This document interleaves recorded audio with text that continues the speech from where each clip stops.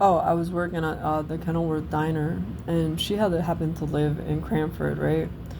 And this her next door neighbor was like causing all kinds of drama for her. But who knows? Like I don't know if she started it because she's not a very nice person. Like she was just always angry, always mean. And I understood, like I said, because I know that she went through a lot of abuse growing up. So I was kind of understanding to a fault, to where I'd like let her have free passes, but who knows what she did to the neighbor. So her and the neighbor were feuding like Jesus, like going back and forth, right? And she was always such a drama queen with everything and like made everything 10 times worse than it had to be. So she's going back and forth and like I'm like stressed out because I'm feeling bad because I have my niece, my nephew over there and her, and I'm like, "Oh, I feel so bad for her." So I'm trying to like look into lawyers and see what she can do and stuff. And she somehow the neighbor starts videotaping us talking about people, I guess, at the restaurant or whatever, or at the customers at the restaurant, and says he's going to blackmail our bosses to fire us. I'm like, how do I get like involved in your nonsense? Like, and then my sister blacks out on me and was like, you know what? Like, just takes it out on me. I'm like, first off, like, I'm feeling bad about what's going on with this, and I'm looking for solutions, and I knew his brother and his mother. So I even went and spoke to them on her behalf. And meanwhile, she comes back and she like everything, like she would just twist everything around. Like everything was all I was always a scapegoat, always, always. That's for every single person in my family on that was my immediate family. I have been used as a scapegoat. So it got twisted around. Like I know how you are. You're gonna just take care of yourself. And like meanwhile, I'm like, but everything that I've done for you in the past, like you see how quickly they forget about that.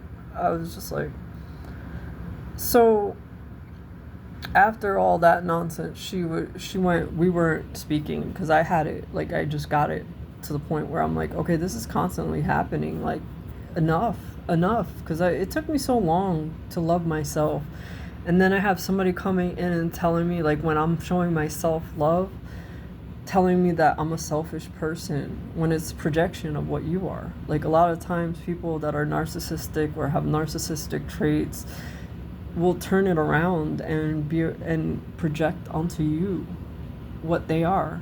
And I that's why I was so screwed up for so long because I'm like, oh, I'm a horrible person thinking inside. I'm like, I'm terrible.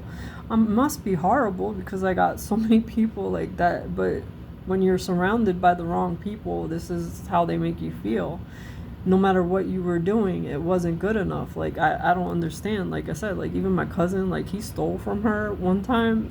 Like he would steal from her left and right, and she was so understanding of that, but like I couldn't even cough and like it'd be okay.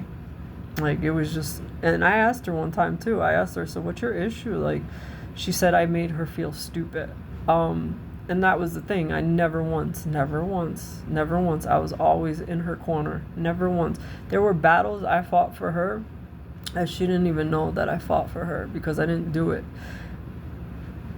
for clout or for, from her or for, a pat on the back. I did it out of love and general concern for my sister.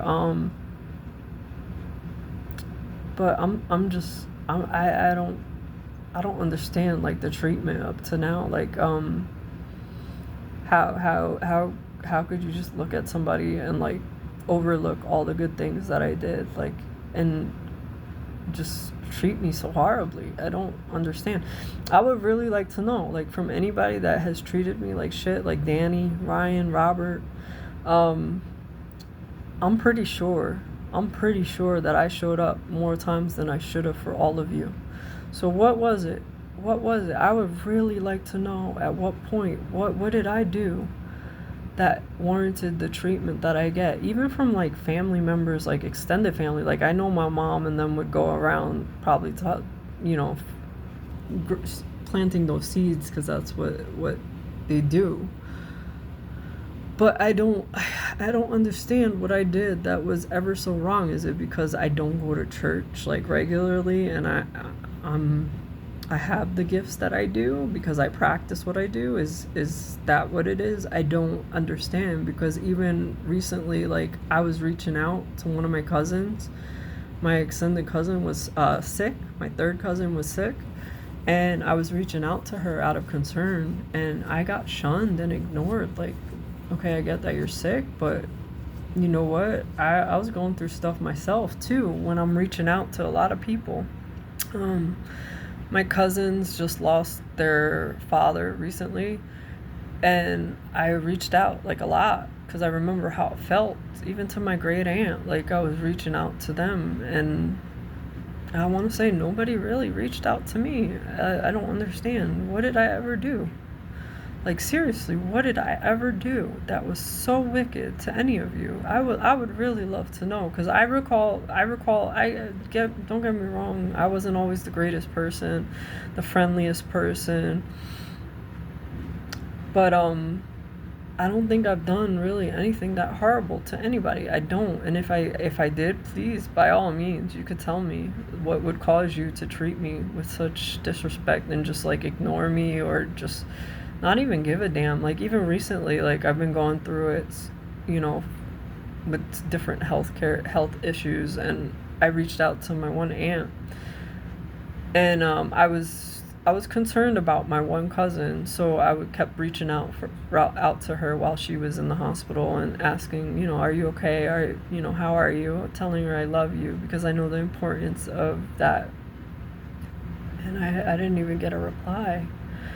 My one cousin's husband, I spoke to him about like where I was, and like the reply was, oh, well, good thing you got to do all that traveling. And my reply was kind of annoyed, because I'm like, it's not like I got to do it. It was me adapting to a really, really shitty situation and not having anybody to fall back on. Even my one great aunt, when my grandfather passed, she was supposed to meet up with me, right? And they would always be like, oh, we didn't know. You seemed like you didn't want to be bothered with anybody. No, I'm not going to be somebody's burden, and I'm not going to go out of my way to be somebody's burden. Like, my one great aunt, the one time we had plans to meet up for like lunch, and she said the one day, and I really needed to talk to somebody. I needed to support. That's when my back was out and everything, and my family was isolating me, and that's when the other family was swooping in. And she was like, I'm gonna go to the beach, I'm gonna cancel, okay? And I was like, okay. Like, what do you want me to say to that? You want me to beg you to come? Or even when my mom was like, oh, when you were having a nervous breakdown, you should have told me you were having a nervous breakdown. What I don't what I don't understand that. I was like, or my aunt that's looking for me now to just gossip, and just, she was the reason me and my mom had a huge fight. I'm like, why are you looking for me now? What do you want from me? That's why I don't understand it.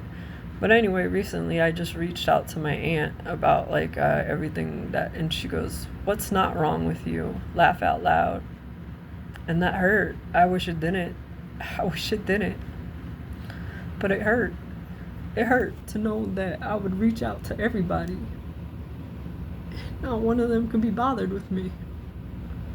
I even, like, when I was in the darkest part and like going through it, and people were stalking like heavy, and I didn't know exactly what was going on with everything, I reached out to our pastor. And I don't know if it was because whoever was hacked into my account, like, just didn't, but I got nothing back. And when I spoke to my one aunt, she treated me like I was insane. I was this, that. None of them listened to me. I've been speaking about this.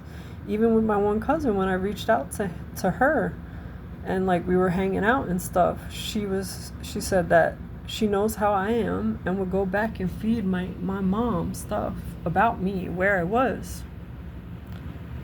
So when I say don't come, I mean it. Don't come. It's too late. But I wanted to know. And now I do.